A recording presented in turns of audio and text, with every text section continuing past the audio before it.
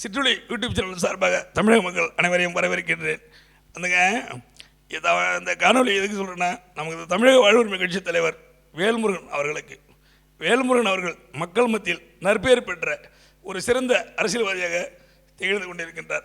அதாவது இருக்கிற சிறிய கட்சிகளில் இருந்து சிறப்பாக செயல்பட்டு எதிர்கட்சியாக செயல்படுறார். சட்டமன்றத்தில் ஜெயலலிதா ஆட்சி காலத்தையும் சரி, திமுக ஆட்சி காலத்தை எதிர்த்து கேள்விக்கூடிய ஒரு மக்கள் சார்ந்த பிரச்சனைகளை எடுத்துக்கூடிய ஒரு நல்ல தலைவராக வேல்முருகன் செயல்பட்டு வருவது கண்டு மிகுந்த மகிழ்ச்சி எனக்கு.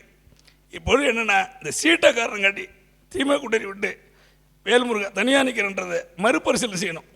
ஏன்னா இது அவருக்கும் இழப்பை ஏற்படுத்தும், தமிழ்நாட்டுக்கு இழப்பை ஏற்படுத்தும். தமிழக மக்கள் அதிக நலம் கொண்ட திமுக அரசியல் இதுவரை பயணித்தீர்கள். சீட்டு முக்கியம் இல்லை, நமக்கு தமிழர்களின் நலன் முக்கியம். அது மீண்டும் திமுக அரசு அமைந்து தமிழர் நலனை பாதுகாக்க வேண்டும், தமிழ் மொழியை பாதுகாக்க வேண்டும். எனவே வேல்முருகன் கட்சியின் தலைவர் அருமை அண்ணன் வேல்முருகன் அவர்கள் தனது சீட்டு மற்றதெல்லாம் அறிவித்து தனது கொள்கைகளை அறிவித்து, நீங்கள் கேட்கும் கொள்கைகளை நிறைவேற்றும் அரசாக திமுக அரசு அமையும்.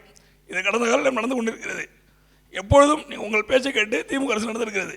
எனவே நீங்கள் அதாவது சீட்டு இத்தனை உறுப்பினர் கொடுக்குற உறுப்பினரை எடுத்துக்கொண்டு தமிழக நலன் கருதி மீண்டும் திமுக கூட்டணியில் பயணிக்க வேண்டும் என்று வேல்முருகன் அவர்களை மன்றாடி கேட்டுக்கொள்கிறேன். நன்றி, வணக்கம்.